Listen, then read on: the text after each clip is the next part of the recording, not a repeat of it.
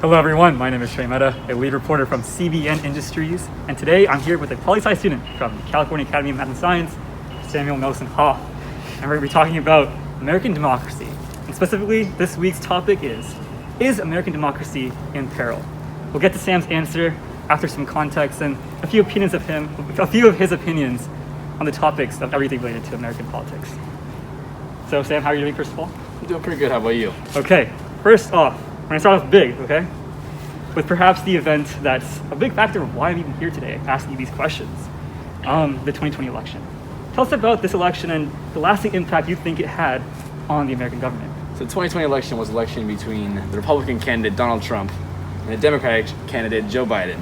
Yes. This was kind of smack dab in the middle of COVID, which caused some kind of difficulties in the election, one of which was mail-in voting. This means you don't actually have to go to a poll.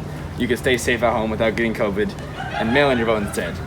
And this was, according to the Republicans, this was a little iffy. They didn't like mail-in voting. They thought it was a fraud. They thought that it would be too much voter fraud if they did it. Counting issues. Which in reality could have been, there's more likely them just wanting to limit votes and not get votes for Joe Biden. That way Donald Trump could win. Right, okay, thank you for your response. Okay, then we're going to move into the second big topic. When this election came to an end, something came up which seemed to disagree with the statistics. I'm sure you've heard of it, the big lie. What do you think Trump's motives were behind that? And can you tell us a little bit about how things would be different if it actually went through?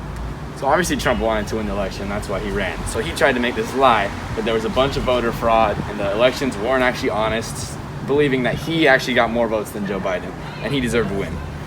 The statistics, or the proof shows that this is just blatantly false. Even his own people, like Republican judges, have said this is false and not true. But obviously it'd be different now because if it would have gotten overturned, he would likely be president right now. We'd have a Republican running instead of a Democrat being the president, which would be a butterfly effect for a lot more changes. Right.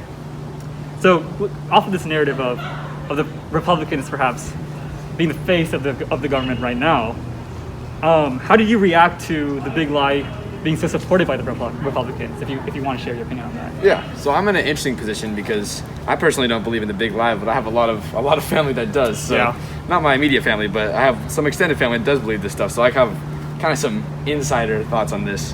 It's interesting because they think that we're super brainwashed to believe that it wasn't a fraud, when in reality, they've been brainwashed by the Republicans, Right. making them believe that there was fraud. Right. And after this big lie, or around the same time, we see things escalating all over the news. 2 years ago, the election time wasn't pretty. I'm sure you remember that. And I'm talking about the insurrection on January 6th, specifically the storming of the Capitol. Personally, this event was scary because it seemed like a barrage not only on the infrastructure of the United States, but our ingrained principles. How do you think this event changed the ideals of the U.S. government? And why do you think it was even accepted by a certain proportion of the public? What can we do to prevent this in the future? This is a really interesting situation here because through the past, the Republicans have been typically seen as very pro-America, very pro the country to make it. They hope that it does well, but this is obviously an act that is not pro-America. They were trying to take down the democracy and change the events of what happened. Exactly. So this is really, not out of the blue because there kind of has been a change in the Republican mindset over the past few years, kind of in the Donald Trump era. But it was a little bit different than what we would hope to see from Republicans and what we've seen from them in the past. I get you. And we obviously wouldn't want this again because it's a scary situation for the general public. What steps do you think we got to take for this not to happen again? Well, we kind of got to stop the fire right when it's about to start, right when the first spark hits. And we got to stop saying, we got to stop we had to convince people that this was not real, that the big lie is indeed, it's fake. It's not true. We got to stop it from the beginning. Gotcha. All right.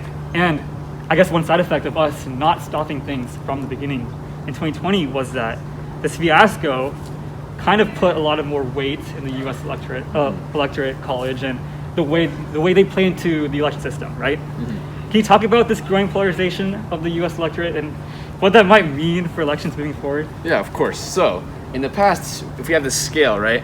It used to be, if this is a scale from far right to far left, they used to be kind of right here, Republicans and Democrats. But as this new stuff is happening, people's viewpoints are getting stronger and stronger. We're getting farther and farther apart, which makes us more divided and more divided. Okay. So that's kind of what the polarization is looking like right now, and it's scary for America because we want to be united. Our name is the United States of America, and we want to be one country, but instead we're getting farther apart. Correct. Do you think this could be avoided or can be lessened depending on who's running in the future? Or are we not stuck in this? It could possibly, but it feels like it's stuck because it feels like we won't choose candidates that are more closer, and the Republican Party is going to choose people like Donald Trump that are far right, or the Democrats are going to choose people that are super far left. I don't know, like Bernie Sanders or something like that are getting farther and farther apart. Gotcha. And like you just said, someone as extreme right like Donald Trump, obviously you don't need to get too deep into your personal beliefs because at CBN we respect people's privacy. But if you feel comfortable, can you talk about the man at the center of this whole fiasco, Donald Trump, his ideals, his principles, and how his unorthodox approach may have altered democracy for years to come? Donald Trump is definitely a very interesting person. There's one main reason, which is that he says what he believes. He's very confident in what he says, which is on one hand why the Republicans like him so much, because they want to have an honest president. But on the other hand, it's why the Democrats don't like him, because he doesn't mince words. He's really honest, and he almost to a point where it can be frightening or awkward how I can see that. How honest he is. He's also doesn't have the greatest morals. He's definitely been racist and sexist in the past and in the present. So he's definitely not the greatest person. And lastly, though, he encouraged this big lie. He didn't stop it. He didn't say, "No, guys, this is fake. Don't storm the Capitol." In fact, the day of the event, he put out a video and he said he was talking to the protesters or the rioters, and he said to them, we love you, but you need to go home." Which obviously he doesn't react to anybody else like that. You wouldn't say that you love the people that are like breaking into the Capitol and destroying democracy. Exactly. And so as you can see here, a lot has happened since 2020 during that election, the impacts it's had, whether good or bad, and how we need to work on adapting to this.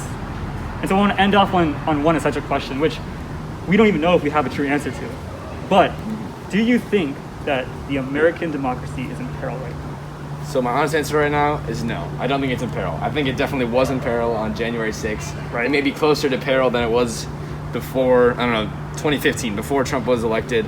But overall right now, I'd still say the democracy is strong, because we did beat them on January 6th. They didn't succeed. They didn't take over the country.